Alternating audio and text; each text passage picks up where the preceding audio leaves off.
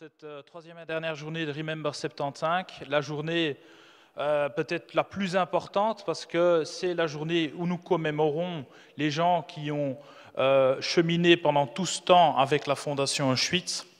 J'ai bien nommé les rescapés et en particulier les 4 rescapés qui sont représentés ici aujourd'hui par leurs proches ou par leur famille. Donc il y aura la famille Sobol. Donc Monsieur Sobol nous a quittés en 2020, malheureusement. Il y aura la famille Lippstadt, Madame Lippstadt, que nous avons côtoyée aussi pendant de nombreuses années, de qui nous avons un merveilleux souvenir. Monsieur Kishka, qui a été le premier des 4 aujourd'hui présents à nous quitter malheureusement à cause de la Covid, vous le savez tous. Et enfin, Lydia Chagol, qui sera représentée également par des proches pour commémorer ces mémoires traumatisées, mais ces mémoires qui étaient pleines d'espoir et pleines de vie et qui ont porté tellement loin ce message de témoignage, d'espoir.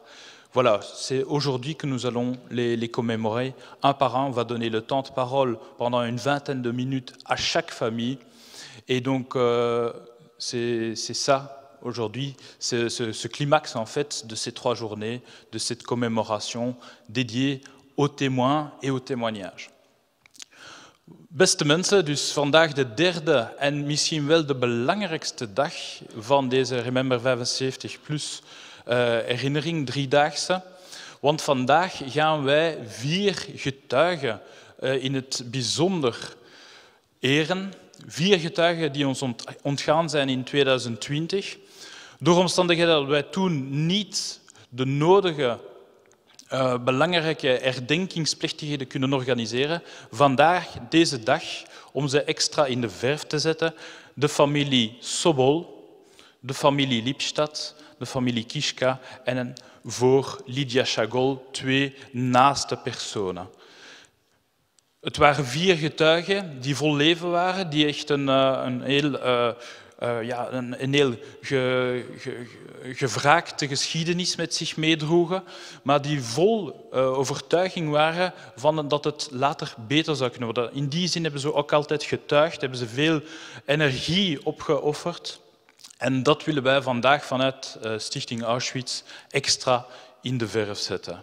Vandaag dus deze dag om hen te gedenken, om aan hen herinnerd te worden. En dit dankzij de families dus, die elk 20-tal minuten zullen kunnen spreken.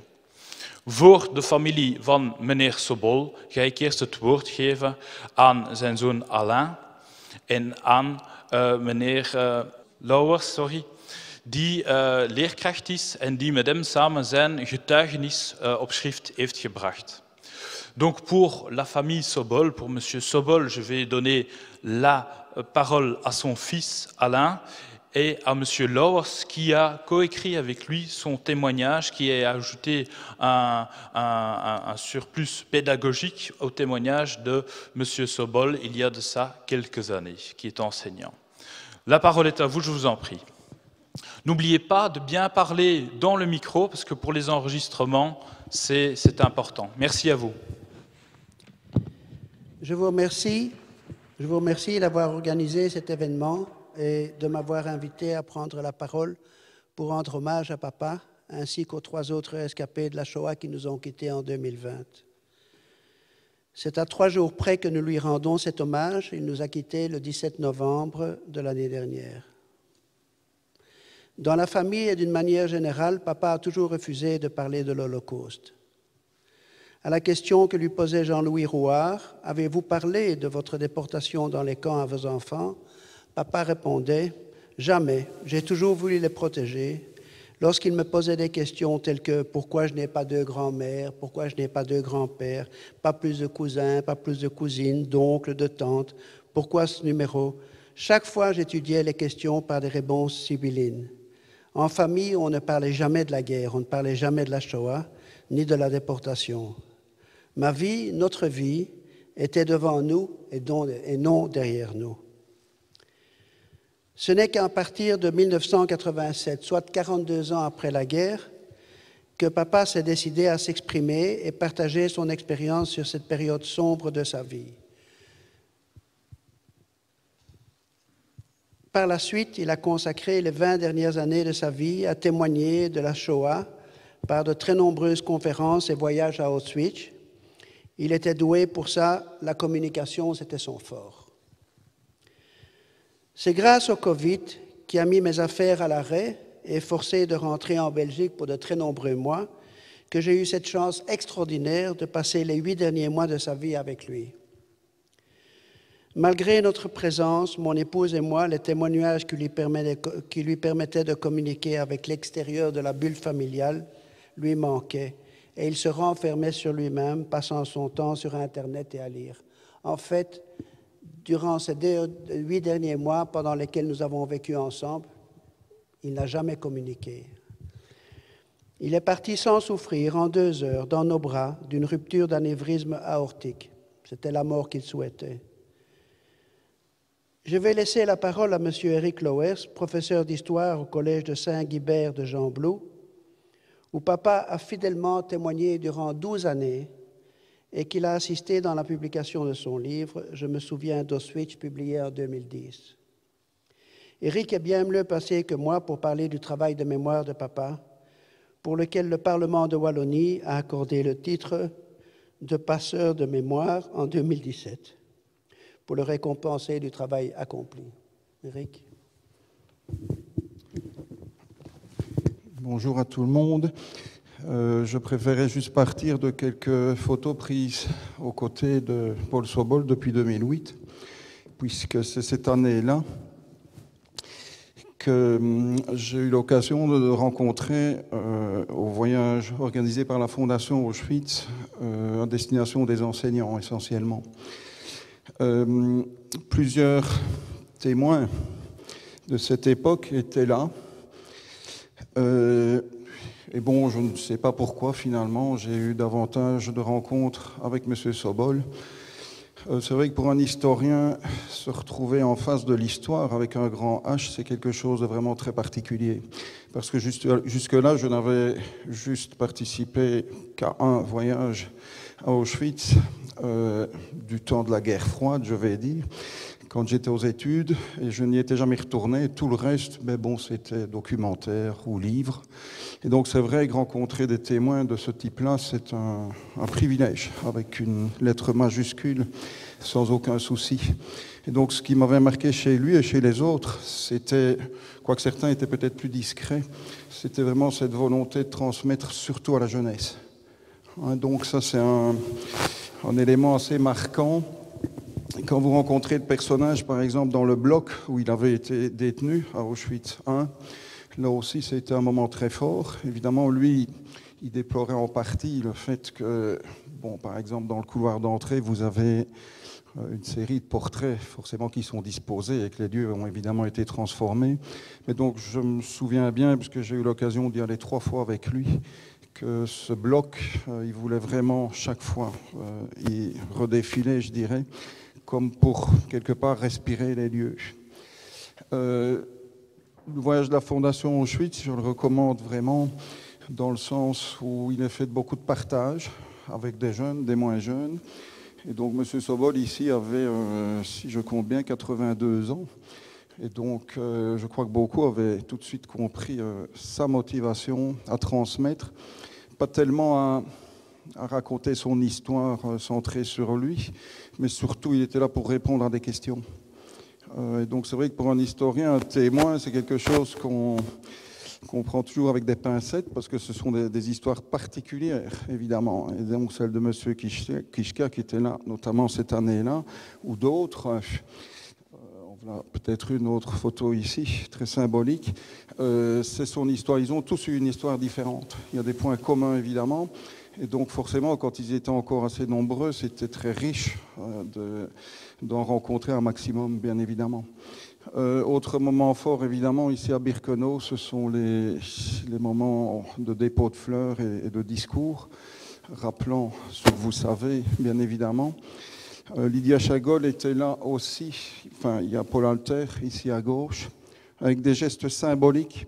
Je parlerai un petit peu de ce qu'on essaie de faire dans les écoles. On essaye de garder des gestes symboliques de ce type-là, minute de silence, dépôt de fleurs. Ce sont des gestes parfois oubliés, peut-être par la jeunesse aujourd'hui, peut-être parce qu'on n'a pas entretenu cela. Donc ici, c'est Paul Alter, par exemple, avant un dépôt de fleurs.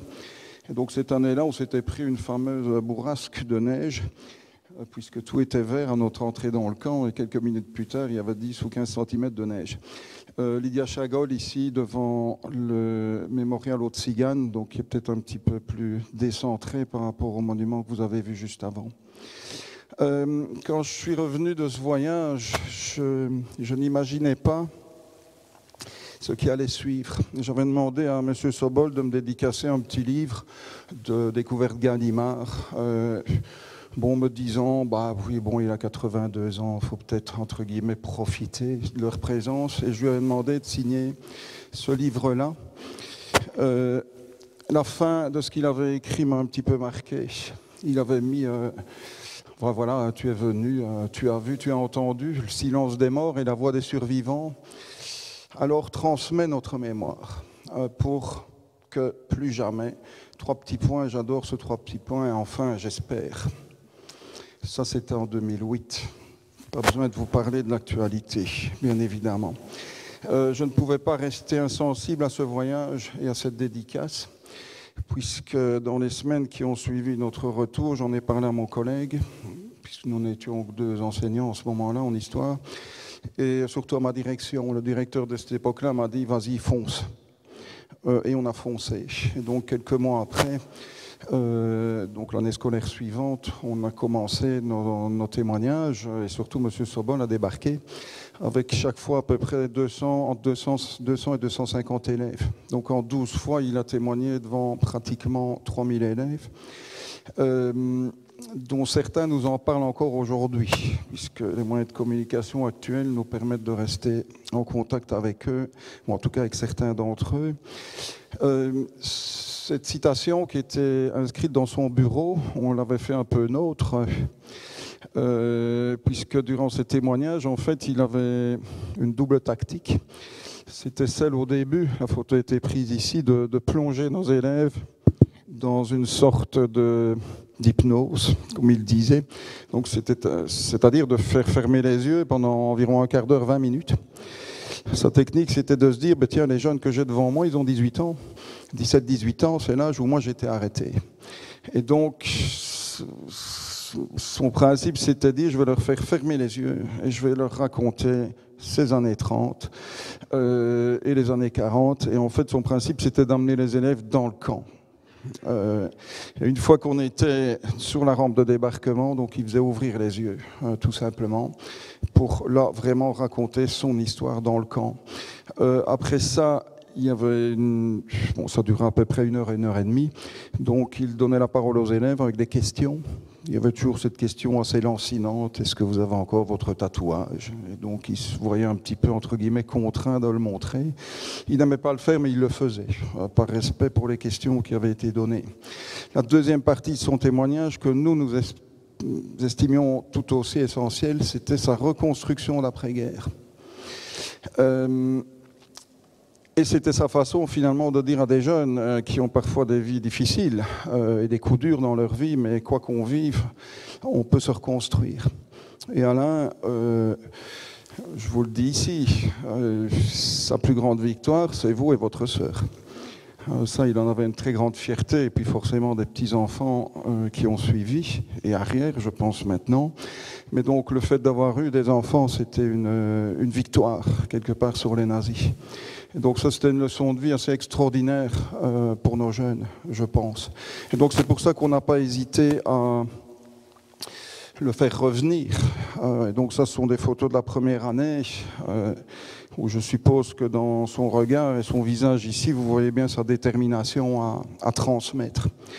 Et donc, comme Alain me le rappelait ici, c'est vrai qu'il avait besoin d'être épaulé pour transmettre.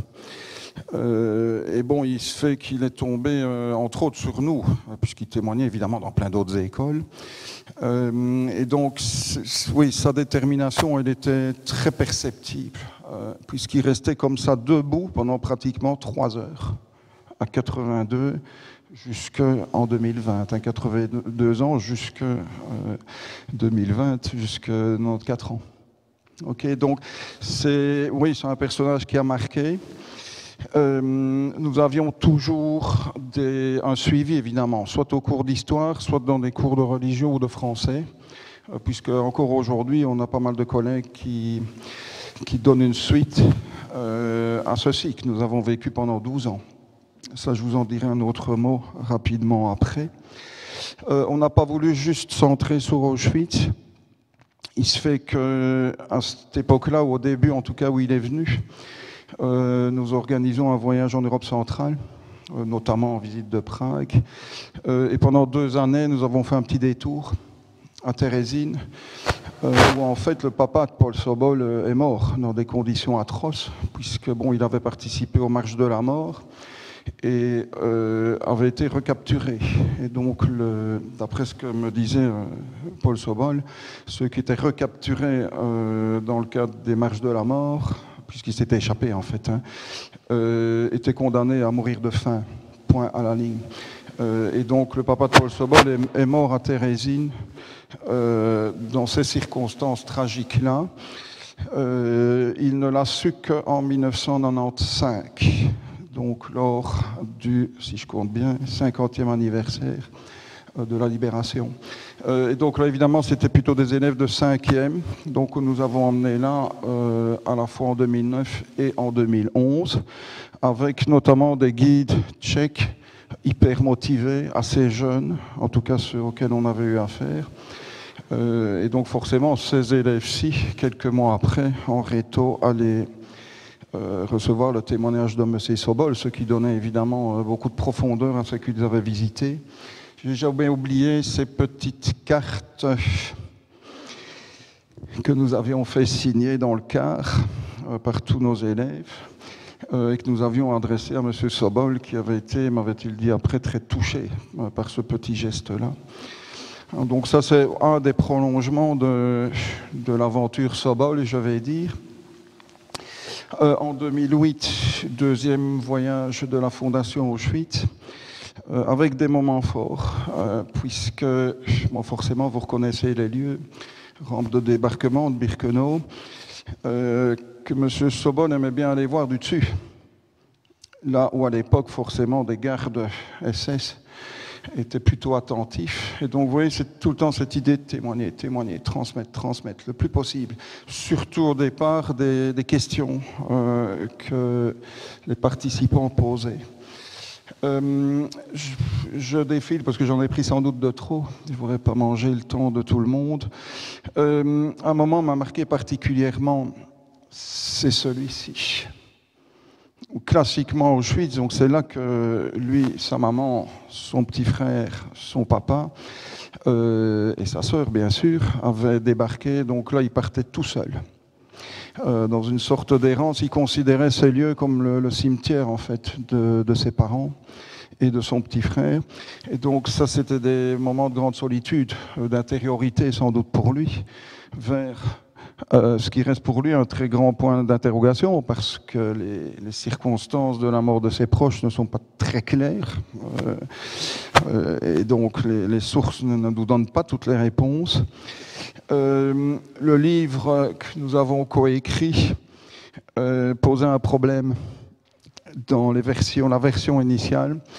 Le bâtiment de la centrale Sauna là-bas, donc c'est là que Paul Sobol a été en pleine nuit, déshabillé, tatoué. Et donc il y avait dans son manuscrit une petite contradiction. Et je lui avais dit, vous ne pouvez pas laisser ça comme ça, parce que ça risquerait de donner de l'eau au moulin, évidemment, à qui vous savez. Et donc, c'est un point de détail, hein, je vous le dis tout de suite. Et donc il a fallu choisir une des versions, c'est celle qui est dans le livre.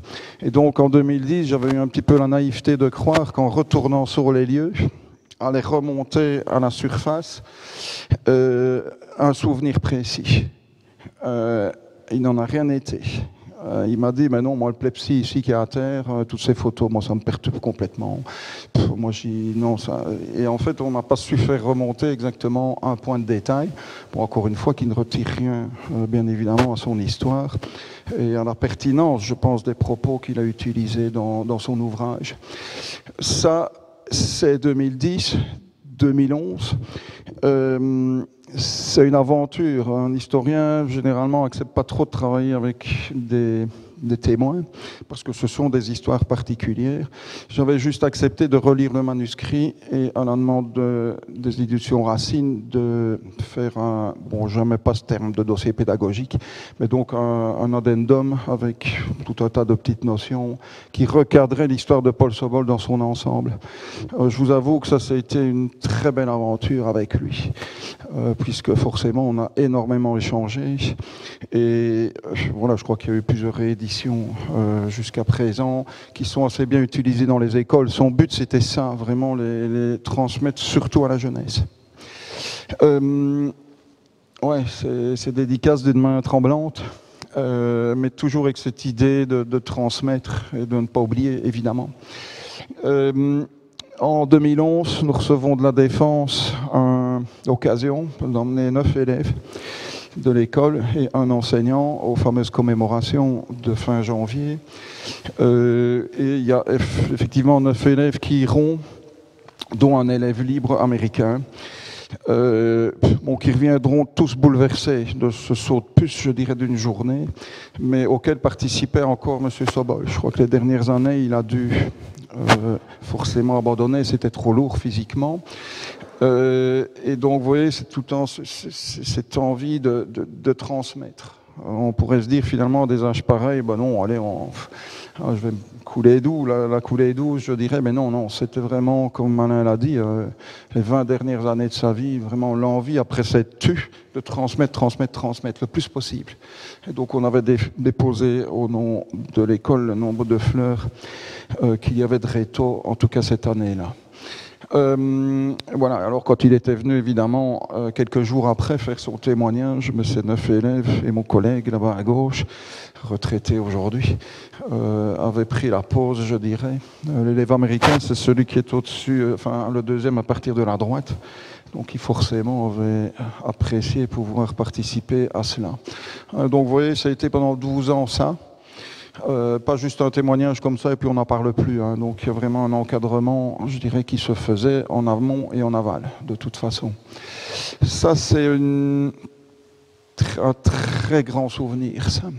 Quand le petit musée de la déportation et de la résistance a fermé à Malines, et donc la région flamande a souhaité construire autre chose et créer autre chose avec le projet Caserne d'Ossin.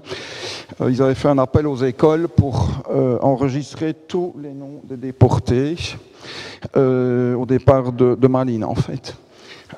Et donc là, on avait proposé à nos élèves, on avait été hyper surpris. J'ai plus le chiffre en tête, mais ils étaient une quarantaine à avoir répondu.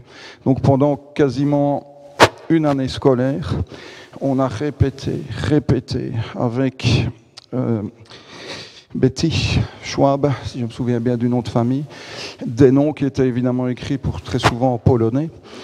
Et donc il n'était pas toujours facile à lire. Et donc Betty est venue je ne sais plus combien de fois à l'école pendant des mois et des mois pour arriver à lire tous ces noms-là. J'avais demandé un petit privilège, c'est de pouvoir enregistrer les noms du 26e convoi, qui était celui de M. Sobol.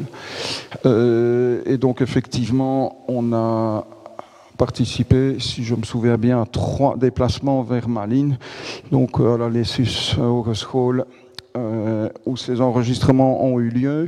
Quand on a enregistré le 26e convoi, puisqu'on a enregistré un peu plus de 3000 noms,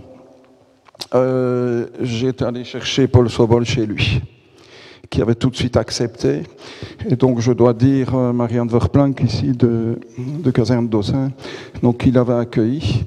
Et donc là, ça a été un grand moment d'émotion, qui avait été entre autres couvert par Françoise Barret de la RTBF, que j'ai revu récemment, qui m'a dit, ça c'est un des grands moments de ma carrière, de voir finalement un jeune de 17-18 ans ici enregistrer les noms des parents de Paul Sobol et de son petit frère.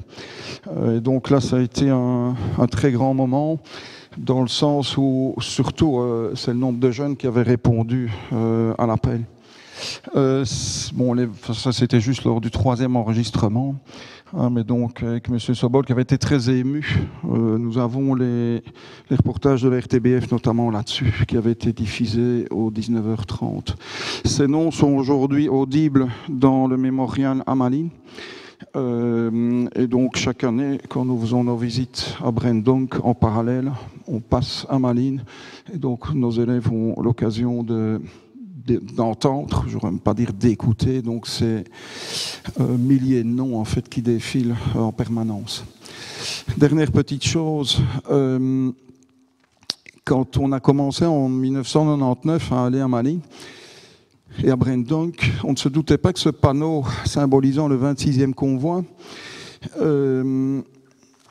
était en fait la photo de la maman, donc votre grand-mère Alain, et de votre oncle Alain, du petit frère de Paul Sobol, puisque ces panneaux ont aujourd'hui été transférés fort heureusement à Brendonk, et donc je dirais la boucle quelque part est un peu bouclée, puisque chaque année à Brendonk, on dépose un bouquet de fleurs au nom de chaque classe au pied de ce panneau du 26e convoi.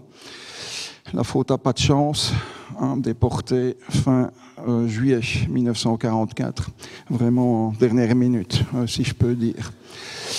Je ne me doutais pas que le 4 février 2020, ce serait la dernière photo que je prendrais de ce fameux personnage, j'aurais tendance à dire, puisque encore cette fois-là, il nous a tenu, ou il a tenu les élèves en haleine pendant 3 heures, debout, stoïque, avec toujours cette même trame, et notamment cette citation de Primo Levi qu'il a mise en tête de son ouvrage.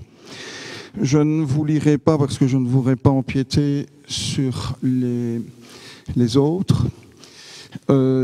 Cette année-là, il y a une ancienne élève qui était venue sur un temps de midi nous dire bonjour. L'année avant, elle avait passé un an aux États-Unis, elle avait visité le musée de l'Holocauste à Washington, elle nous avait ramené un petit manier.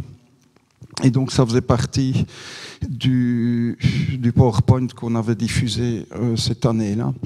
Et donc je n'ai pas besoin de faire de commentaires sur ce slogan, je crois qu'il est très très parlant. Je comptais vous lire, mais je ne le ferai pas, je pourrais le transmettre à qui le souhaite, le dernier discours qu'on avait prononcé à M. Sobol.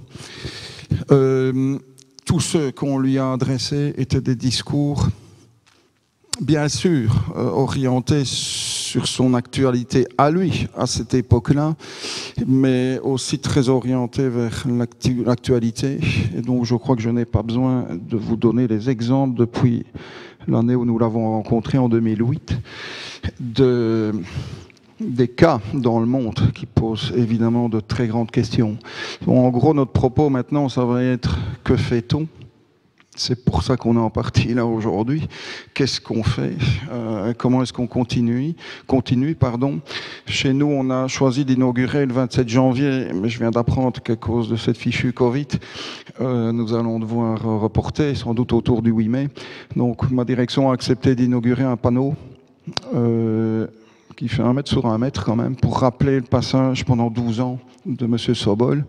Donc ce sera couvert notamment par Françoise Barré. Il y aura un petit sujet au 19h30, non plus du 29, on verra au mois de mai, et une demi-heure sur Transversal d'ici là. Et pour arriver à cette inauguration-là, eh bien, nous sommes en train de briefer toutes nos classes. Il y en a un paquet, il y a plus de 2000 élèves. Donc on s'est engagé à ce que toutes les classes aient une animation, en tout cas cette année-ci. Et bon, dès l'an prochain, on s'occupera juste des rétos avant nos visites à Brendonk et à Malines. Voilà, je vous remercie.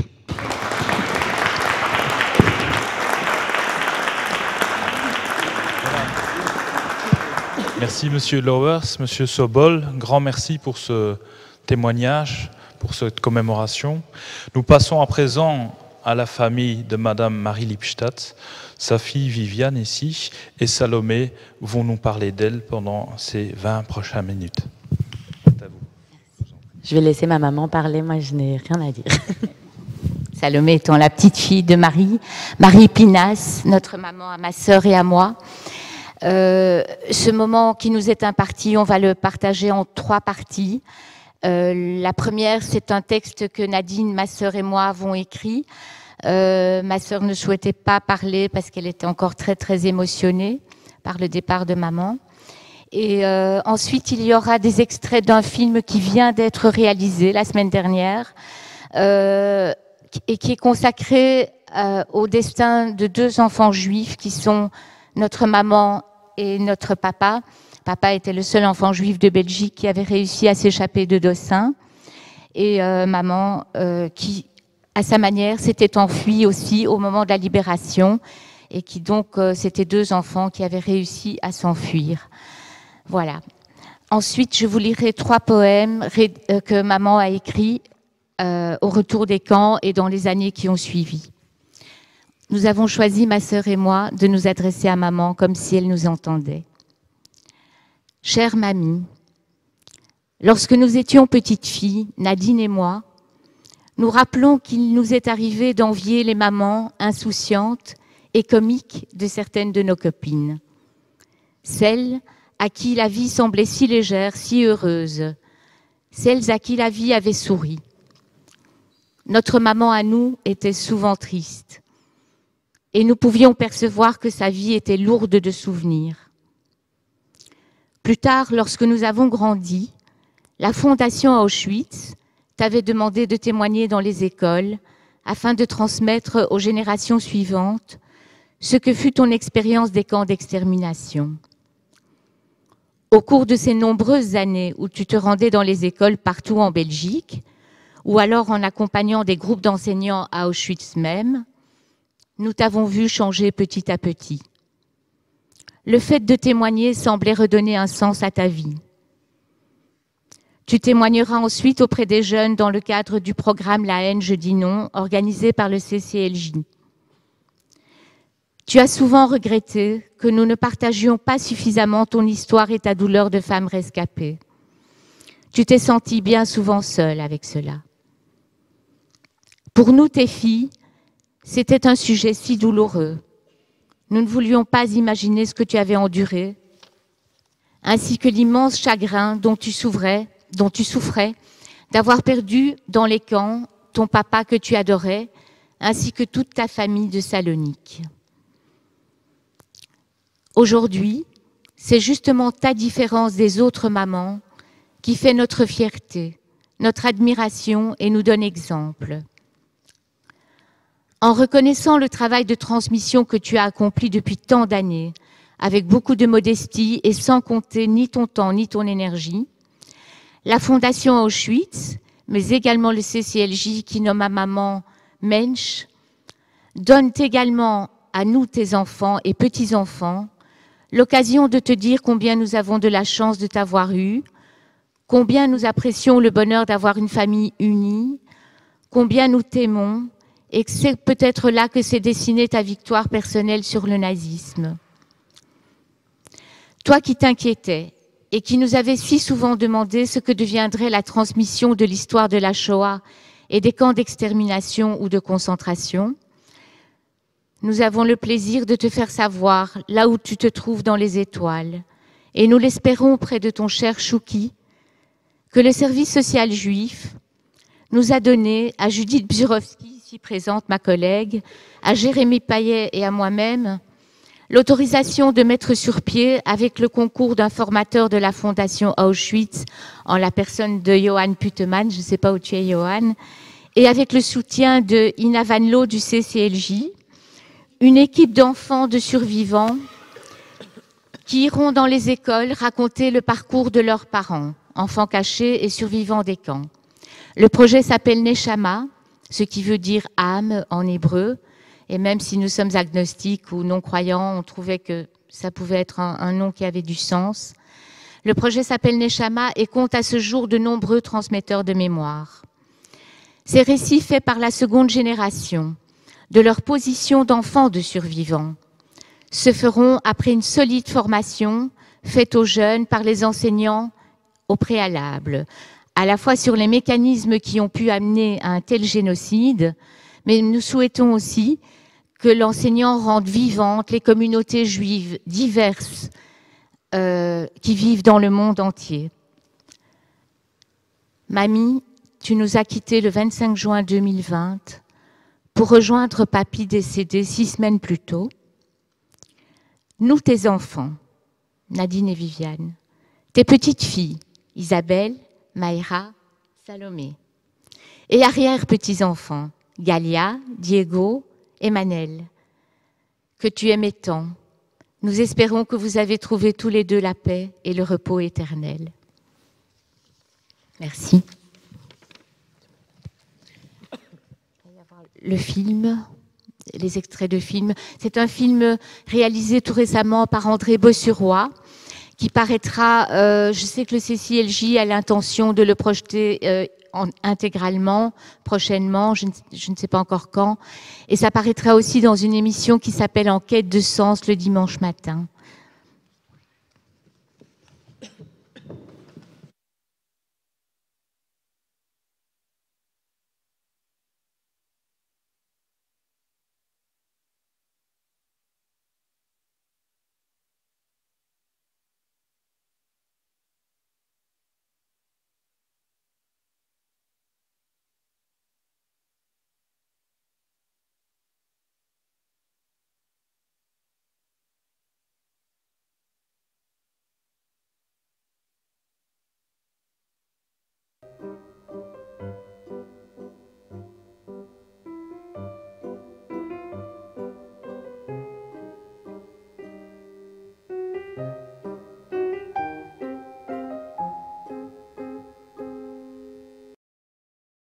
Le premier poème, je n'ai pas la date à laquelle maman a écrit ce poème.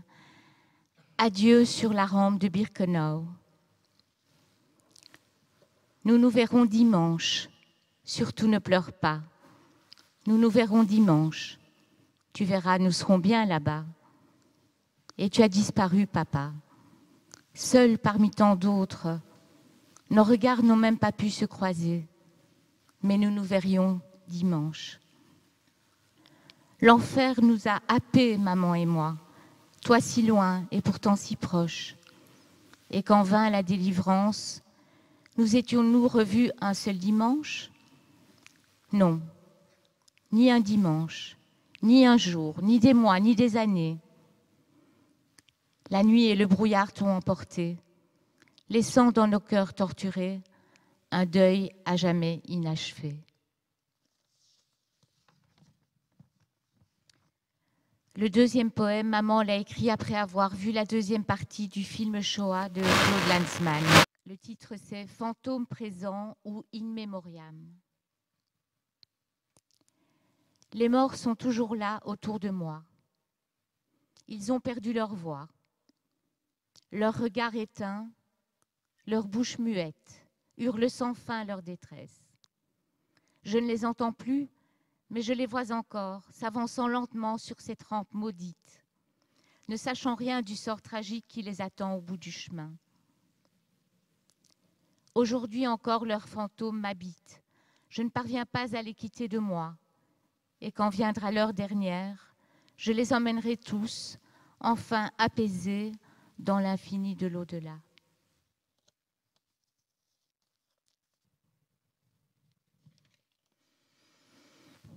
Et le dernier, maman l'a écrit à Turckheim. Elle allait en avril 2000. Elle allait parfois à des commémorations dans le camp dont elle s'était enfuie. À mes libérateurs. Un jour, enfant, j'ai perdu mon nom. Je n'étais plus qu'une ombre, un numéro, plongé dans un abîme sans fond, d'où semblait-il on n'émergeait jamais. Des mois et des mois, j'ai lutté, t'appelant au secours si souvent, liberté.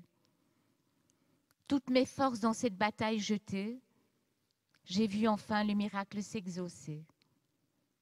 Merci, ô tous qui ne saviez, pour qui au juste vous vous battiez. C'était pour redonner nom et vie à une fillette qui s'appelait Marie. Voilà, merci beaucoup. Merci beaucoup. Nous passons à présent à la famille de M. Kichka. Il y a ici ses enfants, Michel et Irène, qui vont nous en parler.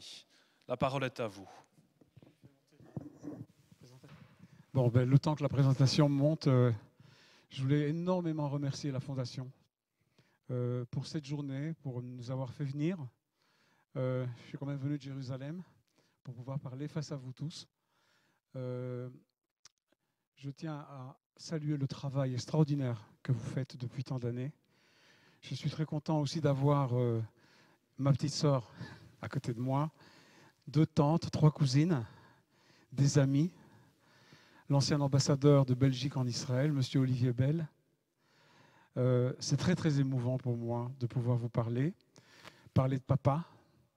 Et en fait, il y a 3 questions que je voudrais soulever à travers cette présentation. La première, c'est pourquoi a-t-il parlé? Dans quelles circonstances? Qu'a-t-il laissé comme trace? Et que pouvons-nous faire maintenant? Alors, j'espère que ça fonctionne. Donc voilà, c'est le personnage. Alors mon père est resté silencieux jusqu'en 1985. 1985, c'est une année charnière dans sa biographie, parce que, c'est l'année où il a pris sa retraite anticipée, à l'âge de 60 ans, 85-86, il est né en 26. Et cette retraite, finalement, qu'il souhaitait, il a vendu des vêtements d'âme avec ma mère dans un magasin, mais il voulait être artiste. Il était très content de prendre sa retraite anticipée. Et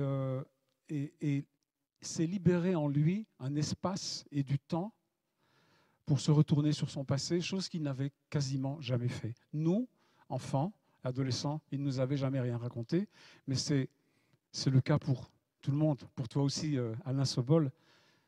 D'ailleurs, j'adorais ton papa. Je vais te le redire, j'adorais vraiment Paul Sobol. Et son livre est formidable. Et 1985, c'est non seulement mon père qui retrouve du temps pour lui, mais c'est aussi l'année où sort, comme tu l'as dit, je pense, Viviane, Shoah de Claude Lanzmann. Et c'est un film qui a marqué l'histoire du cinéma documentaire. C'est un méga documentaire qui a ouvert le débat sur la Shoah dans le monde entier, qu'on appelait Holocauste.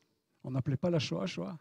C'est Lanzmann qui a donné ce nom hébreu à ce qu'on appelait avant l'Holocauste. Et je ne sais même pas si papa l'a vu ou s'il l'a vu dans son intégrité, mais ce qu'il y a, c'est que dans le monde entier, on a parlé du film de Claude Lanzmann. L'année d'après, 1986, Art Spiegelman publie Maus. Alors ça non plus, mon père ne l'a pas lu. En tout cas, il a commencé, mais il n'a pas aimé. Ça l'a gêné que les Juifs soient représentés sous forme de souris. Mais ça a ouvert une autre manière de parler de la Shoah. Ce n'était pas un documentaire, ce n'était pas un film de fiction, c'était une bande dessinée autobiographique qui raconte la Shoah du père et le relationnel du père et du fils. Ça ne s'était jamais fait en bande dessinée. Jusque-là, la bande dessinée, c'était Spirou, Tintin et le reste, et Superman. Et tout d'un coup, cette bande dessinée s'adresse à un lectorat adulte et raconte un récit autobiographique et une tragédie familiale. Et on peut dire que Art Spiegelman a ouvert la voie à tous ceux qui sont venus après lui, dont je suis, pour faire des œuvres qui aujourd'hui sont appelées des romans graphiques. 1986, mon père donc vient nous voir en Israël. Il venait avec ma mère de façon régulière, ma grande sœur Hana et moi, à Jérusalem et au kibbutz. Et vu qu'il est à la retraite, je lui ai offert un bloc de dessins et des crayons, parce qu'il voulait être artiste. Il a essayé, mais les circonstances ne lui ont pas permis de réaliser sa vocation. Et il a commencé par faire des paysages. C'est ma maison à Jérusalem. Et le dessin date du 25 avril 86. Mon père est décédé le 25 avril 2020. Et il a aussi dessiné le kibbutz, il a dessiné les champs, il a dessiné un tracteur qu'il y avait dans les champs du kibbutz. Donc il a vérifié qu'il n'avait pas perdu la main. Que ce qu'il faisait avant la guerre, avant d'être arrêté, et qu'il a essayé de faire après la guerre, il a fait une année de cours du soir aux Beaux-Arts à Bruxelles, qu'il n'avait pas perdu la main. Effectivement, il n'avait pas perdu la main. Mais la même année, en décembre 86, il fait un dessin qui, pour la première fois, évoque la Shoah. Et c'est un dessin qui s'appelle Auschwitz, un mythe, point d'interrogation. Alors, à la question « Pourquoi a-t-il commencé à parler 40 ans après les camps ?» il y a beaucoup de réponses. Je vais donner celle auxquelles je pense. D'abord, les gens étaient incapables de parler, les gens ne voulaient pas entendre, d'accord? Donc ça correspondait. C'était trop dur d'en parler, trop dur de croire ce qui s'était passé. D'un autre côté, le monde après la guerre a été, et l'Europe principalement, a été préoccupée à se reconstruire et à regarder vers l'avenir, à faire l'Europe. Et on pensait, après les procès de Nuremberg, que la page était tournée. Elle n'était pas tournée. Je pense aussi que psychologiquement, je ne suis pas psychologue, mais quand même, je me suis un peu intéressé. Je pense que des traumatismes forts mettent des années à pouvoir se dire. Et je pense que ça a été une année charnière pour tous les survivants qui sont tous arrivés à un âge où ils se retournaient sur le passé, où ils sentaient peut-être que les années allaient passer et qu'ils ne voulaient pas partir sans avoir laissé un témoignage. Et mon père commençait à parler, il a commencé à parler, mais surtout il a fait ses premiers dessins, et c'est quand même assez exceptionnel, l'entrée de Birkenau avec tous ces visages comme s'ils avaient été dessinés en cendres. Et 1988, ça c'est notre histoire familiale, notre petit frère Charlie s'est suicidé. Et je pense que pour mon père, ce nouveau traumatisme a complètement libéré la parole. Parce que pour lui, ça a complètement télescopé son propre traumatisme. Et je pense qu'on était tous présents à la Shiva de mon petit frère et il n'a pas arrêté de parler que de son passé. On n'a même pas parlé de mon frère, mon père n'a parlé que de lui parce que voilà, il s'était retenu pendant trop d'années. Et évidemment, il était question de leur vie familiale avant la guerre. C'est une photo qui a été faite en plein centre de Bruxelles, quelque part en 1938, apparemment. Et ça, c'est une photo qui date de peu de temps avant l'arrestation, parce qu'ils ont déjà l'Étoile, et c'était juin 1942, le port de l'Étoile, avec ses deux meilleurs amis qui sont revenus. Ils sont revenus, alors que 95% des Juifs de Belgique n'étaient pas revenus. C'est quand même un hasard extraordinaire. Il y a notre vie de famille, qu'on connaissait peu finalement. On ne savait rien de notre père. Et d'un autre côté, notre mère, qui avait été réfugiée en Suisse pendant la guerre, avec sa sœur Esther, ma tante ici présente, ne nous a jamais raconté non plus, parce qu'elle estimait qu'à côté de mon père, son histoire n'avait pas une grande valeur. Donc vous voyez, on a vraiment vécu dans un espèce de non-dit.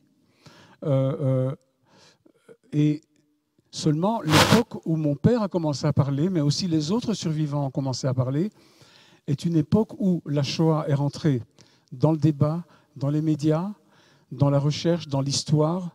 Le livre de Raoul Hilberg, le travail de Serge Klarsfeld, Simon Wiesenthal, les musées de la Shoah, les mémorials de la Shoah commençaient à se créer dans le monde. Tout ça n'existait pas avant, à part Yad Vashem à Jérusalem. Mais il y a aussi, c'est aussi l'époque où le négationnisme a commencé à être virulent. C'est une caricature que j'avais faite de David Irving, qui avait intenté un procès à Deborah Lipstadt, une historienne américaine, pour avoir dit qu'il était négationniste de la Shoah. Et il a perdu son procès, évidemment.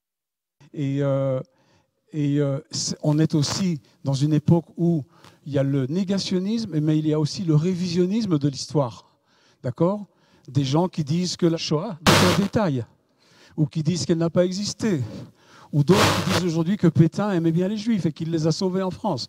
Donc, on est dans une époque, on rentre dans l'époque, on est déjà dans les années 80 et 90, où c'est peu de temps avant les réseaux sociaux, mais déjà, on sent qu'il y a une remontée de l'antisémitisme et qu'il y a un manque de volonté de savoir, il y a un problème de l'enseignement de la Shoah dans les écoles. Avec la fondation, mon père a été très actif. C'est une photo que j'ai faite l'année où je suis allé avec lui à Auschwitz avec deux de nos enfants, deux de nos garçons. Irène était allée avec lui, ma sœur Hannah était allée avec lui. C'était important pour lui qu'on soit là. Et il y a ici Alberto Israel et Paul Sobol. Donc mon père était de toutes les cérémonies. Et petit à petit, la société a commencé à voir dans ses survivants des héros.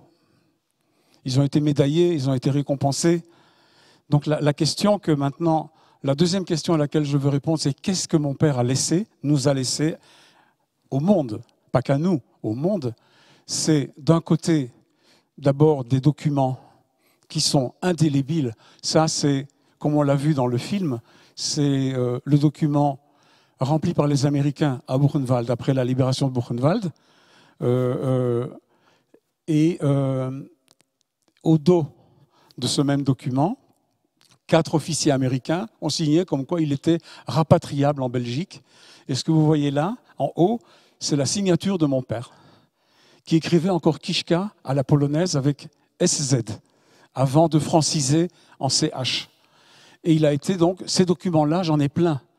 Il y en a dans les archives de la caserne d'Ossin, dont Verle, la commissaire de l'exposition BD et Shoah, se trouve parmi nous aussi. Il y en a à Yad Vashem. J'en ai toute une boîte. Et ce sont des choses qui sont des documents historiques ineffaçables, irréfutables. Il y a les dessins que mon père est parvenu à conserver, qu'il a fait avant d'être arrêté. Ce dessin-là, qu'il a fait après avoir été voir Blanche-Neige quelque part à la fin des années 30, et il avait 17 ans, pardon, en 41. Non, 15, pardon. Ce dessin, on l'a offert à Yad Vashem. Il est exposé aujourd'hui à Yad Vashem. Parce que c'est sa place. Il a été chez nous, et on pense qu'il faut qu'il soit à Yad Vashem. Et puis, avec la Fondation, ce que mon père a encore laissé, c'est 550 témoignages dans des écoles. Pendant plus que 20 ans, et il avait un cahier dans lequel il les annotait et les numérotait. Où était-il et à quelle date? On venait le prendre devant chez lui, on lui offrait un repas après le témoignage, on le ramenait à la maison. Il l'a fait 550 fois, infatigablement.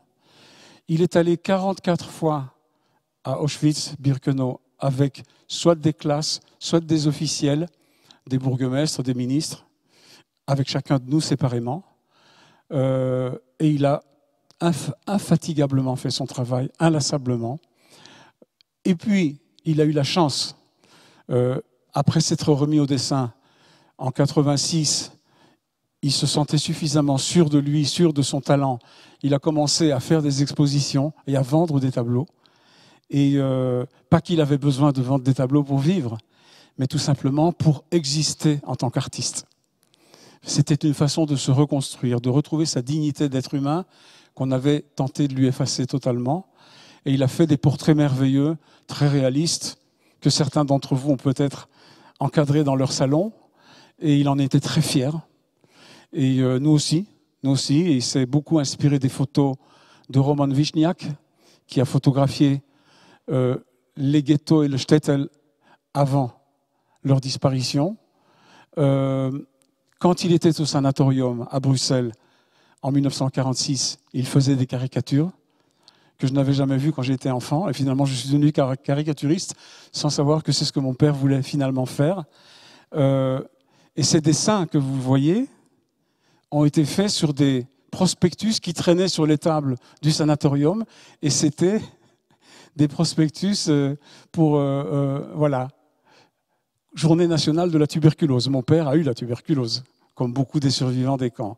La gale, le typhus, mais il a survécu à tout ça. À un moment donné, un peu fatigué, parce que chaque dessin, portrait, comme vous le voyez, ça lui prenait 3 mois de travail. Et il était un peu fatigué de les faire, et il était un peu fatigué du noir et blanc. Il s'est mis à la couleur et il a commencé à faire des tableaux qui étaient des tableaux de symbolique juive. Et vous voyez la date, là c'est déjà plus avancé dans le temps. Et finalement, c'est un dessin que nous avons offert à l'Heureux Séjour du vivant de mon père. On l'a inauguré avec lui, il était très fier et il avait de quoi. Et les derniers dessins qu'il a fait, vous voyez, c'était 2004. Ce sont ces dessins finalement les plus personnels, où il essaye, au lieu de dessiner un monde harmonique et symétrique, il a dessiné le monde qu'il avait en lui. Et c'était un monde détruit, finalement. Mais quand même, tout ça, ça a procédé de sa reconstruction. Et en 2004, poussé par Irène, qui lui a dit qu'il fallait qu'il écrive son histoire, mon père s'est assis. Elle lui a offert un cahier et un beau stylo. Il a écrit son histoire, qui finalement a été mise en forme par un éditeur belge. Et mon père est devenu aussi l'homme d'un livre, qui était invité au salon, aux foires du livre, qui était interviewé par les médias. Donc son omniprésence sur la scène médiatique était aussi pour lui une partie des choses qu'il allait laisser et qui allaient être indélébiles Un livre, c'est quelque chose qui se conserve. D'accord ? C'est bien pour ça qu'on les a tous brûlés la nuit de cristal, pour ne pas qu'ils se conservent. Et son livre, je l'ai fait traduire en polonais au musée de Cracovie, où j'ai exposé mon livre. Papa a été, ça c'est une double page du Paris Match, édition belge, il a été en couverture du Regard. Pour lui, tout ça, c'est vrai que pour son ego, ça lui faisait du bien, mais il ne le faisait pas pour son ego. Il le faisait dans un but de laisser une trace qui ne s'effacera jamais, de dire ça a existé, et j'en témoigne, et je n'arrêterai jamais, et tout ce que je fais, ça restera. Et parmi les choses qui vont rester, il y a aussi ces pavés de la mémoire. Parmi les choses qui vont rester, il y a dans nos mémoires à nous la cérémonie des 70 ans de la libération d'Auschwitz à laquelle notre fils aîné David est allé avec mon père, et quelques mois plus tard, où nos deux autres fils, Eli, Jonathan et moi, l'avons accompagné. Eli, c'est lui qui fait la photo, il n'est pas dessus. Et voilà, donc la boucle était bouclée. Il avait pris tous ses enfants sur les lieux de la souffrance et de la disparition. À Vielsalm, dans la province du Luxembourg, un ancien wagon de transport à bestiaux qui a servi à la déportation s'appelle l'espace Henri Kichka. Ça, c'est une photo à l'inauguration de cet espace. Et là, papa a déjà, je ne sais pas combien, de médailles. Au total, il en a reçu 17. Et pour lui, chaque médaille était une victoire sur les nazis et était une preuve tangible que tout ça avait existé. Mon livre, évidemment, participe un peu. Je suis un peu la prolongation de ce que peut raconter la première génération. Vu que je suis la deuxième, je peux raconter de ce que j'ai vécu. Je ne raconte pas les camps dans mon livre. Je ne fais pas ce qu'a fait Art Spiegelman avec son père. Je raconte ce que nous avons vécu à la maison avec mon père, qui est une chose dont on parle peu finalement. Mais bon, pas besoin de le dire, ça n'a pas été simple, mais ça a été très intéressant, très formateur. Nous sommes devenus ceux que nous sommes aussi par l'éducation que nous avons reçue. Et un dessin que j'avais fait pour une exposition au CCLJ, j'ai en fait dessiné mon père face à un groupe qui l'accompagnait, portant le drapeau des anciens survivants de Belgique. Et il dit, après ma libération des camps de la mort, je suis resté prisonnier à vie de ma mémoire. Et c'est exactement ça. Si je devais résumer la vie de mon père en une phrase, c'est ça la phrase. Et puis bon, mon livre a aussi eu un bel écho. Mon père en a été très fier. Il est dessiné quasiment à toutes les pages. Et il a été traduit dans 9 langues, dont le polonais et l'allemand, qui étaient 2 langues très significatives. On sait qu'il y a des jeunes lecteurs de bande dessinée en Pologne et en Allemagne, qui sont les pays de la souffrance, qui ont pu lire notre histoire. Et évidemment, je me suis servi des documents, des quelques photos familiales que nous avions pour les faire. Je dessine mon père dans les camps, je me dessine avec mon père dans le camp. En 2017, une grande exposition a été faite au Mémorial de la Shoah à Paris, qui s'appelle Shoah et bande dessinée, où toutes les bandes dessinées qui traitaient de la Shoah à l'époque ont été exposées. L'exposition avait été inaugurée par la ministre de la Culture Audrey Azoulay à l'époque. Et cette même exposition, augmentée, a été présentée à la caserne d'Ossun, où ils avaient ménagé une vitrine spéciale pour mon père, puisqu'il était dans les archives de la caserne et qu'il était dans le livre. Et j'ai eu l'occasion de visiter l'exposition avec Verle. Ça a été un moment très fort et très émouvant pour moi. Un film documentaire a été réalisé par une réalisatrice polonaise et un producteur allemand. Et ça s'appelle Kichka Life is a Cartoon. Et je nous ai dessiné, mon père et moi, debout sur notre livre, sur mon livre, puisque mon livre a été finalement l'acte par lequel notre relationnel a été changé.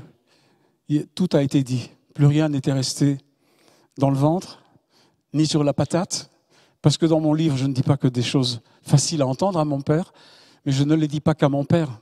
Je les dis au monde entier, en fait. Et c'était finalement, mon père a beaucoup, même si après première lecture, il était un peu sous le choc, il a beaucoup aimé que ce livre existe. Et je dois dire que les 8 années qui ont suivi la publication du livre entre 2012 et son départ définitive de mon père en 2020, ont été nos plus belles années. Ce livre a mis de l'ordre dans tout. Et ça a été pour moi vraiment un cours, une leçon de vie extraordinaire. Au mois de mai sortira sur les écrans un dessin animé réalisé en France par la réalisatrice Vera Belmont, qui est une adaptation libre de mon livre et qui va s'appeler Les secrets de mon père et qui raconte, mais évidemment, le scénario, il y a des changements, ce n'est pas 100% mon livre, mais il y a une grande part de mon livre dans ce film. Les personnages, c'est nous. Je me reconnais là, je reconnais Hannah, Irène Dodo, Charlie, mon père et ma mère. C'est très, pour moi, ça me parle beaucoup. Vous aurez l'occasion d'en entendre parler et de le voir. Et donc voilà, donc toutes ces choses-là qui sont diffusées, imprimées, gravées dans le marbre, gravées dans le bronze, ce sont des traces ineffaçables. Elles sont ineffaçables comme le numéro de matricule de son bras était ineffaçable. Tous les négationnistes et tous les révisionnistes devront se buter sur des faits avérés et on ne pourra pas continuer à nier ad vitam aeternam. Je voulais aussi partager les quelques dessins que je lui ai envoyés dans les derniers mois de sa vie quand il était au Home. C'était au moment du confinement. Il ne comprenait pas pourquoi il fallait être confiné. Pour lui, c'était un peu abstrait, ce coronavirus. Et donc, je lui ai envoyé ça à la direction de l'Heureux Séjour par mail, parce que papa n'avait ni mail ni smartphone. Il était old school, comme on dit. Et donc, il ne comprend pas pourquoi il est tout seul. Et il dit que ce coronavirus est antisémite. Et il s'assied pour jouer tout seul aux cartes. Parce qu'en fait, il n'y avait plus de vie sociale dans le Home. Je lui ai envoyé ça le jour de son anniversaire, le 16 avril 2020, où il marche. Et il y a des coronas sur lesquels il a marqué Mazal Tov et Artung coronavirus. Et ça, c'est le dernier dessin que j'ai fait, parce qu'en fait, papa était asymptomatique pendant 10 jours, quand il a été testé positif. Et quand il a commencé à avoir des symptômes, ils étaient relativement faibles. Il ne s'est pas senti mourir. Il n'a pas su qu'il avait le corona, on ne lui a pas dit. On avait peur que ça le déprime. Donc il pensait qu'il était juste un petit peu affaibli, un petit peu malade. Et finalement, quand j'ai compris, Irène et moi avons compris que vraiment ses jours étaient comptés, je lui ai fait ce dessin, mais il n'a pas eu l'occasion de le voir. Donc c'est un duel entre lui et un corona sous forme d'Hitler. Et Irène, qui a pu être près de lui, habillée comme une cosmonaute, avec toutes les protections nécessaires, alors que c'était rigoureusement interdit de rentrer au Home, m'a dit au téléphone qu'il portait un t-shirt sur lequel était imprimé un dessin que je lui avais fait pour son anniversaire, où il dormait au pied d'un arbre qui est l'arbre généalogique issu de son union avec notre mère. Et chacune des branches, c'est chacun des 4 enfants, et il y a leurs petits-enfants et leurs arrière-petits-enfants. Donc sachant qu'il portait ça, j'ai même pas eu le temps de pleurer, tellement que j'ai été heureux de savoir qu'il nous avait sur son cœur au moment de partir. Et j'ai eu la chance de pouvoir lui rendre visite en février, donc c'était vraiment 2 mois avant qu'il ne parte, avec notre plus jeune fils, Elie, et son fils. Et là, vous avez 4 générations de Kishka en train d'éclater de rire. 75 ans après la Shoah, dans un home de vieillards en train de mourir. Voilà, c'est ma photo préférée. Si j'ai une photo préférée, c'est celle-là. Et je vais céder la parole à Irène, qui a aussi quelque chose à vous raconter, et un petit projet dont elle s'occupe.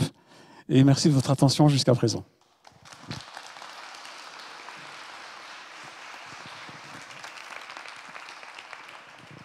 Voilà, vous m'entendez bien? On entend? Alors je vais parler plus fort. Je parle beaucoup, mais je vais parler un peu plus fort. Je ne voulais pas préparer, je n'ai jamais préparé de discours. C'est toujours mon instinct qui me guide. J'ai entendu tout ce que mon frère a raconté, mais je suis la seule des 4 enfants qui a vécu quasiment toute sa vie à proximité et même presque chez mes parents, puisque nous habitions, quand ils ont pris leur retraite, à 300 mètres l'un de l'autre. Et je n'ai pas du tout le même vécu qu'ont pu avoir mes frères et sœurs. On a perdu quand même trop tôt Charlie et Hannah. Et j'ai toujours agi d'instinct, même avec mes parents. Et en vivant près d'eux, je les ai compris différemment. Et j'ai pu percevoir, je voyais ma maman sévère. Et au fond, je crois qu'elle cachait tout ce que mon père ne nous racontait pas. Et qu'elle a dû également énormément souffrir du passé de papa. C'est le fait qu'il ne nous ait pas parlé, et pas qu'on ne voulait pas savoir, mais on n'osait pas toujours aborder le sujet non plus, parce qu'il prenait tout un peu à la rigolade, avec son humour habituel, un humour parfois noir, mais un humour qui nous faisait rire aussi. Et un jour, quelqu'un lui a fait une remarque. C'était avant la Noël. Et quelqu'un lui a fait la remarque, « Oh, Henri, tu nous embêtes avec tes histoires de camp. » Nous, on n'avait pas eu ces histoires de camp. Mais quand j'ai vu mon père triste, je lui ai demandé qu'est-ce qui s'est passé. Il m'a expliqué, « Oh, quelqu'un m'a fait un affront. » Il dit, « Mais ils n'ont pas vécu, donc ils ne peuvent pas comprendre. » Alors je dis, « Papa, tu ne crois pas qu'il est grand temps maintenant d'écrire tes mémoires tant que ta mémoire est bonne ?» Oui, mais ma mémoire, elle sera bonne longtemps. Je dis, je te le souhaite, mais on n'oublie pas, mais on ne peut pas partager de la même façon avec le temps. Donc, je l'ai vraiment obligé. Je l'ai mis devant le fait accompli. Ni une ni deux, j'ai été lui acheter un cahier d'écriture, un bic et une boîte de recharge. Je dis, maintenant, tu vas écrire. Autrement, nous ne saurons jamais quel a été ton vécu, ton passé, même si on ne le lit qu'après. Ça n'a pas d'importance. Toi, tu as une histoire. Nous, on a notre histoire de notre vécu à nous, mais la tienne, c'est un secret qui est enfermé comme dans une tombe. Et nous ne pouvons pas rester là-dessus pour plus tard, pour nos propres enfants. Tu as la chance d'avoir des enfants, des petits-enfants, des arrière-petits-enfants. Il faut que tu nous laisses quelque chose. Et quand il a commencé à écrire, maman est tombée malade. Il a commencé à écrire vraiment à ce moment-là. J'ai lu les 35 premières pages et j'ai promis à maman qu'on allait en faire un livre et que ce livre existerait non seulement dans notre mémoire, mais dans la mémoire collective et que c'était le plus important à une époque justement où renaissait de ses cendres l'antisémitisme, le racisme, le négationnisme, le révisionnisme. Et je me suis dit que tous ces ismes devaient être réunis dans un livre mémoriel. Et sur son lit de départ, à un moment, je lui ai promis que ce livre existerait et j'ai tenu parole. Et j'ai accompagné papa parce qu'il ne m'avait jamais rien raconté non plus. C'est un peu le secret de chaque famille. Les parents qui n'ont pas parlé. Il y en a qui ont parlé tout de suite et puis qui se sont tus. Mais la majorité n'a rien dit. Et quand ils ont parlé, c'était aux autres, pas aux leurs. Et je pense qu'on fait tous partie d'une énorme famille, d'un monde dans lequel on ne peut pas rester indifférent à tout ce qui se passe et tout ce qui s'est passé. Doit servir d'exemple, même si cette phrase... on n'oubliera jamais, on n'en fera jamais assez, on ne peut pas oublier, mais je vois qu'au travers de l'histoire actuelle, on oublie beaucoup, mais que les transmetteurs de mémoire ont un rôle très important. On ne peut pas raconter le vécu de nos parents, je crois que pour tous c'est la même chose, mais on se doit de dire qui étaient nos parents. Et ça c'est très important. Je parlais avec mon frère avant de venir ici et je lui ai dit, en parlant des qualités, des défauts de chacun, je dis comment est-ce que nos parents, et papa en particulier, a pu vivre la vie qu'il a eue avec le passé qu'on ne peut pas vraiment raconter. On me demande de témoigner comme mon père. J'ai dit, je ne peux pas témoigner, je ne suis pas mon père. Je peux témoigner de ce qu'était mon père, de ce qu'il a été, de ce que j'ai partagé avec lui. Et tout ce que je n'ai pas partagé, il l'a écrit. Et ça a été la plus belle thérapie de sa vie, parce qu'il ne voulait pas de psychologue, il ne voulait pas de psychiatre, il dit que c'était eux les malades. Chacun a son point de vue. Et grâce à ça, à la lecture, j'ai découvert mon père, comme je ne l'ai jamais connu. Mais il ne m'a jamais parlé directement, même après son livre, de ce qu'il a vécu. Par contre, comme j'étais son attaché de presse préféré, par la force des choses, j'ai été l'écouter dans des écoles. Et c'est là que vraiment j'ai appris à comprendre mon père. Pas à l'aimer parce que je l'aimais. Les dernières années ont été très dures parce qu'avec l'âge et avec son entêtement, c'était pas toujours facile. Mais son humour enlevait beaucoup de ses parties difficiles. Et je me suis dit, tu as laissé quelque chose. J'ai l'original qui est écrit avec sa calligraphie, comme dans ses dessins, la netteté. C'était clair. Et quand il oubliait quelque chose, il collait un petit papier proprement et il ajoutait le petit morceau qui manquait. Il a tout fait vérifier par des historiens. On a fait des recherches à gauche, à droite, pour qu'il n'y ait pas un seul négationniste, un seul révisionniste, un seul trouble fait de l'histoire, soi-disant de leurs histoires, qui puisse avoir à redire quoi que ce soit. Il a vérifié auprès de ses amis de captivité en France et en Belgique. Chaque date, on ne voulait pas qu'il y ait de contestation. Et comme dit mon frère, ces vérités-là, personne ne peut les enlever. Son numéro gravé, on ne pourra jamais l'enlever, il est parti avec dans sa tombe. Il nous laisse tellement de témoins de ses témoignages à lui. Il n'y a pas une semaine depuis son décès où je n'ai pas des coïncidences permanentes. Ah, mais on a connu votre père pour ci, on l'a vu pour ça, et on le voyait avec son drapeau, on le voyait à la télé. Et je me dis, pourtant, ces gens, je ne les connais pas, je ne les ai jamais fréquentés. L'autre jour, j'ai laissé par mégarde mes clés sur ma boîte aux lettres. Ça arrive, c'est peut-être l'âge aussi maintenant. Et puis je me suis dit, en rentrant à la maison le soir, je me suis rendu compte que je n'avais pas mes clés. Et rentrant par mon garage, je n'ai pas vu, mais un de mes voisins m'a dit, on a laissé un mot pour vous sur la porte à l'entrée. Mais comme je n'avais pas mes clés, je ne suis pas rentrée. Et c'est une dame qui sortait de consultation, d'un cabinet de consultation dans mon immeuble au rez-de-chaussée, qui a vu les clés. Et quand ils ont vu le nom sur la boîte aux lettres et qu'il y avait Kishka, elle a dit, moi je ne laisse pas les clés d'un Kishka sur sa boîte aux lettres. Et on a mis un mot pour que j'aille rechercher les clés chez cette dame, que je ne connaissais ni d'Ève ni d'Adam. Nous sommes tous les enfants d'Ève et d'Adam, il paraît. Hein, mais bon. Et finalement, j'ai été chercher les clés, elle a dit, je suivais votre papa à la télé, j'ai eu ses interviews, et je me suis dit que d'un Kishka, on ne pouvait pas laisser la clé à n'importe qui. Eh bien, je vais vous dire que j'ai eu tellement d'émotions que je n'ai pas pu dormir la nuit, parce que c'est vraiment touchant de gens qu'on ne connaît pas. Et tous ces hasards de la vie font que son numéro gravé, ses enfants, ses petits-enfants, ces 17 médailles, il ne savait pas que ce serait pour ses 17 arrière-petits-enfants. Il en a connu 14. La 15e est née quelques mois après son décès. Et je viens d'être l'heureuse grand-mère de petits jumeaux qui sont les 16e et 17 arrière-petits-enfants de papa. Ça représentait bien ces 17 médailles. Il ne le savait pas, mais il était précurseur.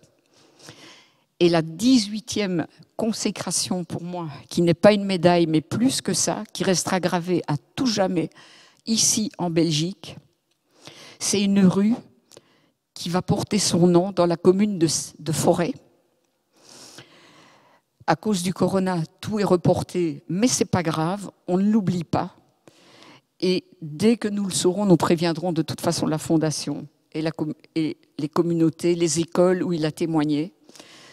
Et lui dire, papa, on ne t'oubliera jamais, ton nom est gravé.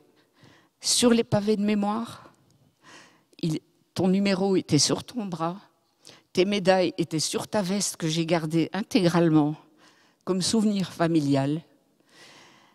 Mais la rue qui va porter ton nom sera aussi la suite, car la commune compte faire participer les écoles à des travaux de mémoire sur la Shoah. Et il y aura une inauguration officielle de la rue Henri Kishka à Forêt, ville où tu as passé toute ta retraite et où ta fille est née également à Bruxelles. Je vous remercie de votre attention et, voilà, et de l'émotion que ça donne.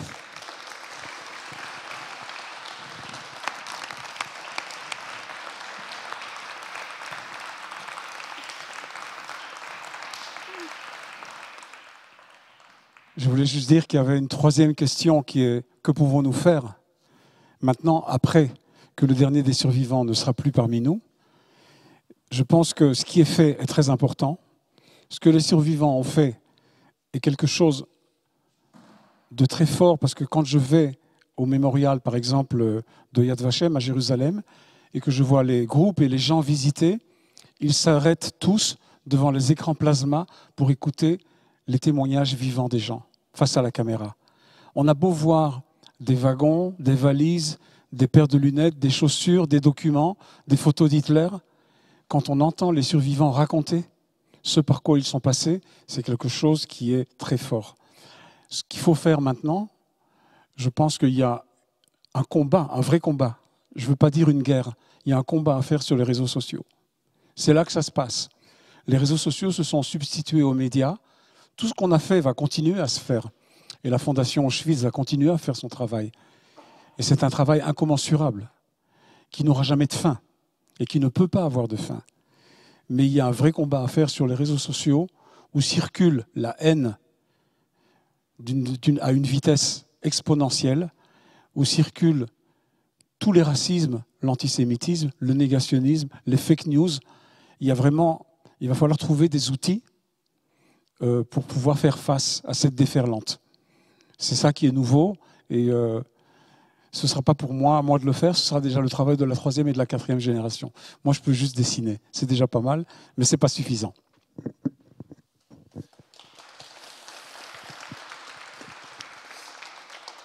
Merci beaucoup. Merci pour ce témoignage, merci à vous deux. Nous passons à présent à Madame Lydia Chagol, Lydia Alderweireld, que nous connaissons tous sous le nom de Chagol.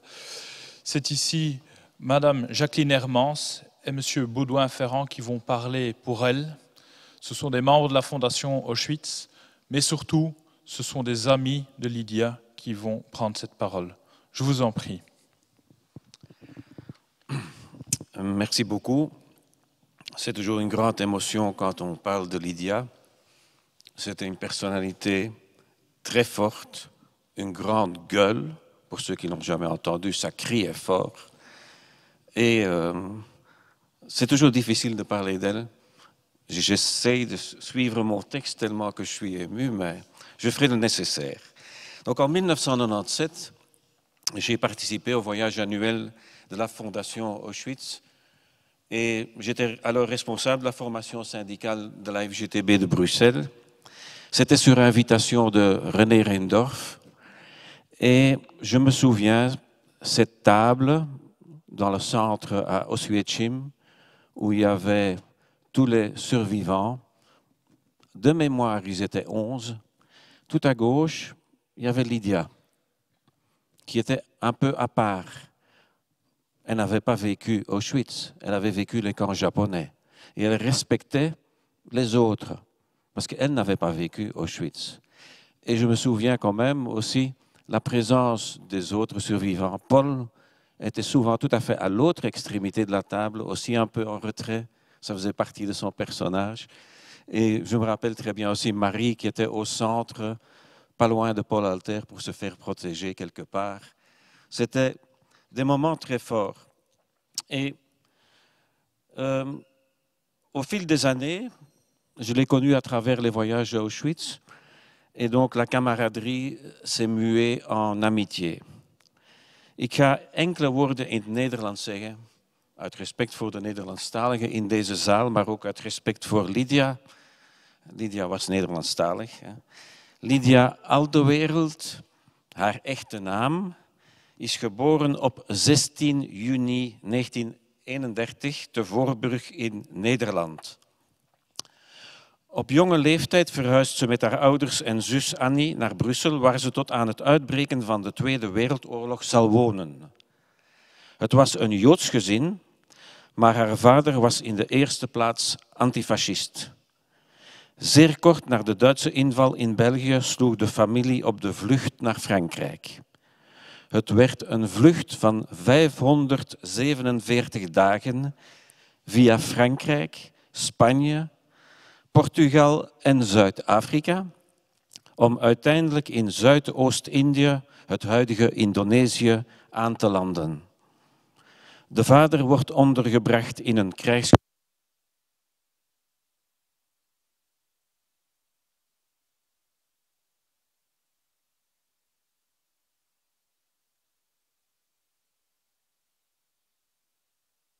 met haar moeder en zuster opgesloten in strafkampen, welgeteld 5 verschillende kampen in de regio van Batavia, het huidige Jakarta, gedurende iets meer dan 3 jaar. 1113 dagen om precies te zijn. Pas in april 46, en ze was altijd kwaad als men zei dat de oorlog in 45 gedaan was, hè? Dan zei ze nee. Pas in april 46 kunnen Lydia en haar zus de terugtocht tussen Singapore en Rotterdam maken. De ouders zullen enkele maanden later volgen. Later kwam ze steeds terug op die zwarte perioden. Voor haar zijn er 6 kinderjaren van haar afgenomen. Niet naar school kunnen, niet spelen, niet erkend worden als kind, onderdrukking en het wegcijferen van je persoonlijkheid. Dat was verschrikkelijk. Voeg daar dan aan toe, als ze terugkeerde in Europa, ze vernomen heeft dat bijna haar ganse familie, grootouders, ooms, tantes, neven en nichten gedeporteerd en vergast werden in Sobibor. Na de oorlog begon Lydia een carrière als danseres en choreografe. Ze nam de artiestennaam Chagall aan ter ere van Sasha Goldstein, een bekende balletdanseres van die tijd. Na haar ontmoeting met Frans Buyens, maar daar gaat Jacqueline veel meer over zeggen dan ik, begon Lydia een tweede carrière als schrijfster. 25 boeken. Je le dis aussi en français, 25 livres, faut le faire. En documentaire en filmmaakster, 17 films, 17 films en 17 documentaires. Ça, chapeau, hein, comme on dit. Elle n'a jamais parlé de son passé dans les camps, en public. Quand on le lui demandait, elle répondit, ou bien sèchement, vous n'avez qu'à acheter mon livre et le lire. Elle avait effectivement écrit un livre. Ou bien par une note d'humour, ce n'était pas le Club Med, ok, parlons d'autre chose. Mais revenons aux visites à Auschwitz. Au fil des ans, elle est devenue une guide officieuse à Auschwitz et à Birkenau. Parce qu'il faut savoir que les guides qui parlaient néerlandais, ils parlaient un mélange de polonais, de flamand, d'allemand. C'était parfois un ancien mineur qui avait travaillé chez nous dans les mines. Donc on ne comprenait rien du tout. Et Lydia s'est imposée quelque part sans qu'on lui demande, parce qu'elle avait une façon de s'imposer. Et moi, j'ai toujours été frappé par ses explications d'une rigueur implacable. La relation historique, elle connaissait tout par cœur, pas de témoignages larmoyants, et elle se vantait chaque fois que son groupe néerlandophone avait tout pu voir et recevoir les explications dans les temps impartis.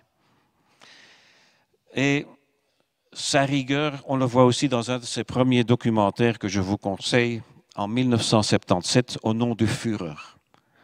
D'un côté, le sort des enfants allemands, manipulés et endoctrinés pour en faire de parfaits nazis. De l'autre côté, le sort des non-ariens de toute nationalité, enfants maltraités, emprisonnés, exterminés. Un documentaire 3 étoiles, vu uniquement sous l'angle de l'attitude des nazis à l'égard des enfants. Lydia était une femme engagée, une femme rebelle, 100% humaniste de tous les combats. Antifascisme, antiracisme, pour le droit des femmes, enfance maltraitée, laïcité, euthanasie. Elle dénonçait inlassablement l'oppression du petit, du faible, des peuples opprimés. Ses prises de position critiques vis-à-vis des politiques israéliennes qui bafouent le droit du peuple palestinien ne lui ont pas fait que des amis, mais elle s'en foutait. Elle avait une opinion franche et directe, et tu avais intérêt d'être d'accord avec elle. Sinon, elle te tirait la gueule, et pas un petit peu. Mais elle était surtout persévérante, pour ne pas dire têtue. L'exemple, c'est lors des visites à Auschwitz-Birkenau, elle s'est investie pour que la fondation Auschwitz aille également rendre hommage aux Tziganes. Les nazis ont assassiné environ 220 000 Tziganes. Et à ceux qui disaient 220 000, c'est rien par rapport aux 5-6 millions de Juifs, elle disait toujours qu'importe le nombre, ils ont été exterminés comme les Juifs parce qu'ils étaient Tziganes, parce qu'ils étaient différents. D'où la sortie de son film que je vous recommande également, Ma Bystère, en 2014. Je me dois de parler 2 minutes de son combat pour le droit des enfants. Je vous lis ici quelques extraits du texte que m'a envoyé une bonne amie à elle, Edith Carbonnet, elle qui géra jusqu'à fin 2019 au sein de la Fondation Roi Baudouin le fonds Lydia Chagol pour un sourire d'enfant. Edith ne pouvait pas être aujourd'hui et je vais lire quelques passages d'un texte qu'elle m'a remis. Pour Lydia Chagol, il n'y avait rien de plus beau que de guider des enfants pour en faire des adultes raisonnables, responsables et tolérants.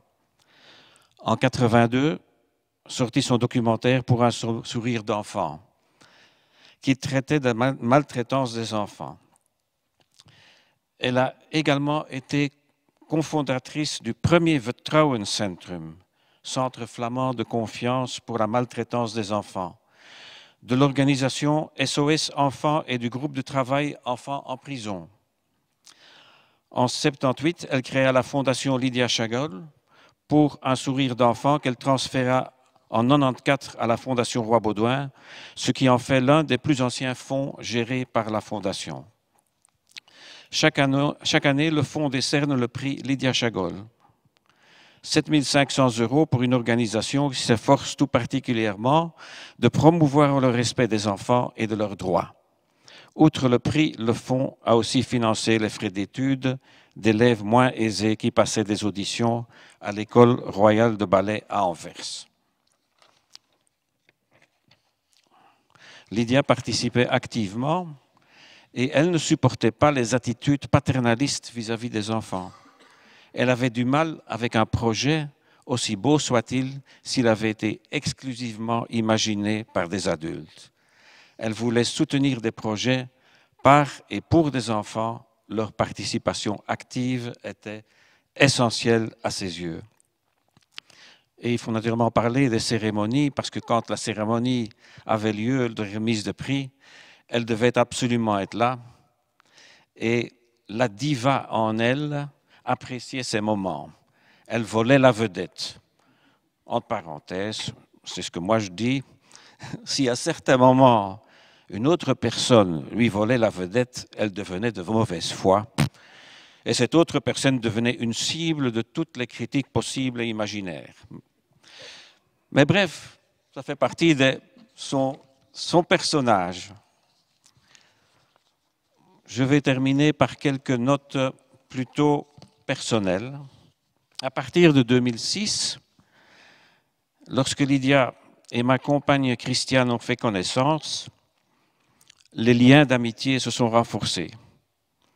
À chaque rencontre, elle nous demandait comment allaient nos enfants.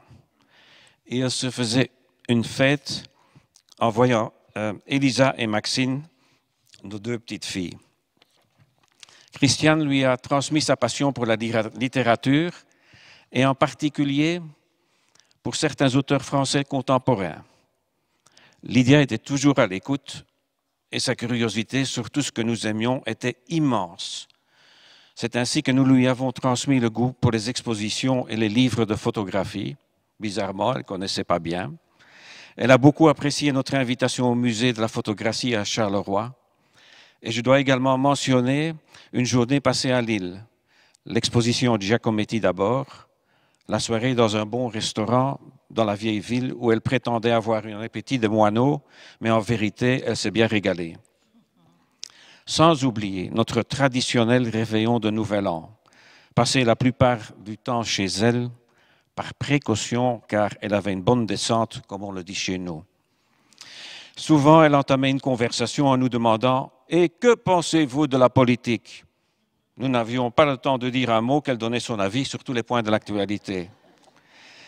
Et début 2020, elle a eu un grave accident de voiture dont on ne sait par quel miracle elle est sortie vivante. C'était une de ses spécialités. Elle avait son code de la route et la pédale de l'accélérateur était très bien utilisée. Elle se réjouissait en juin que la fin du confinement était en vue. Quand nous sommes rendus le 23 juin pour fêter son 89e anniversaire, nous avions trouvé porte close. Une grande tristesse, un vide immense, mais son esprit traverse encore très souvent nos vies. Je vous remercie. Je passe la parole à Jacqueline.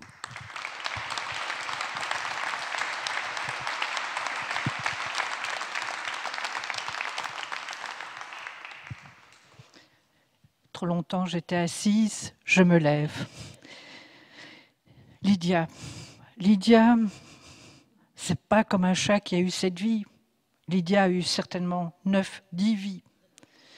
Celle qui, chorégraphe, a forcé le destin pour que nous ayons un ballet en Belgique, le ballet du XXe siècle. Celle qui a été aussi conseillère laïque dans les prisons. C'est pas rien d'être conseillère laïque dans les prisons. Celle aussi qui a été décorée, qui a été déclarée docteur honoris causa de la VUB, la Vrije Universiteit van Brussel, celle qui n'avait pas pu faire des études et qui avait été en fait élève libre à la VUB pour un certificat en philologie germanique. Voilà, c'était Lydia que j'ai connue essentiellement d'abord par les voyages d'Auschwitz. Et comme j'ai l'esprit de contradiction, et ça plairait à Lydia, j'en parlerai à la fin. Mais Lydia aussi que j'ai connue pour un autre combat, qui était le combat de mourir dans la dignité. Un jour, Lydia m'appelle, elle dit « Tu connais le film de Frans Boyens, Minder dood dan de andere, moins morte que les autres ?» Entre parenthèses, Frans Boyens avait d'abord écrit le livre, qui a été traduit en français par Claude Javot. Et c'est l'histoire, en fait, c'est une autobiographie, c'est l'histoire de l'euthanasie de sa mère, avant même que l'on parle d'une loi en Belgique. C'est le premier film flamand qui a été consacré à l'euthanasie. Elle me dit, voilà, nous voudrions bien en faire un DVD, mais pas un DVD ordinaire. Il faudrait qu'il y ait des bonus. Et tu veux être un bonus? Bah oui. Et donc, j'ai été invitée par Lydia à parler de cette question-là en ma qualité de présidente de l'Association pour le droit de mourir dans la dignité. Frans Boyens, cinéaste, compagnon de Lydia, a réalisé avec elle nombre de documentaires, par exemple Le nom du Führer. Mais Frans Boyens, un jour, il en avait parlé. Un jour, il s'est décidé et il a demandé l'euthanasie. Et la chose lui a été accordée.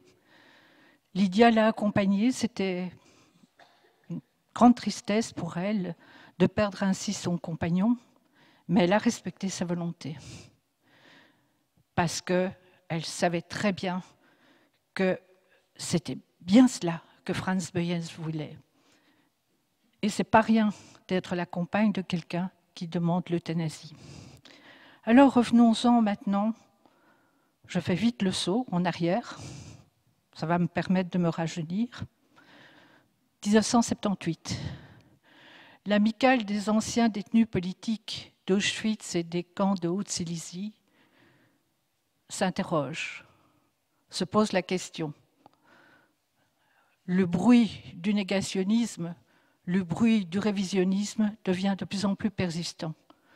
Et ceux qui se sont tus, pour toutes les raisons dont on a parlé, veulent poser un geste. Pas seulement se réunir au sein de l'amicale, mais ils veulent construire quelque chose. Ça sera d'abord le voyage en 1978. 10 survivants avec une centaine de jeunes. J'étais parmi ces jeunes, j'étais parmi ceux qui encadraient, si j'ose dire, les jeunes. Vous dire que ce voyage a été une pierre marquante pour la plupart d'entre nous, c'est peu dire. Pour beaucoup de ces 10 survivants, pour la plupart d'entre eux, c'était la première fois qu'ils revenaient à Auschwitz. Nombre d'entre eux étaient des résistants. Je vais parler d'eux parce que c'est important de les citer.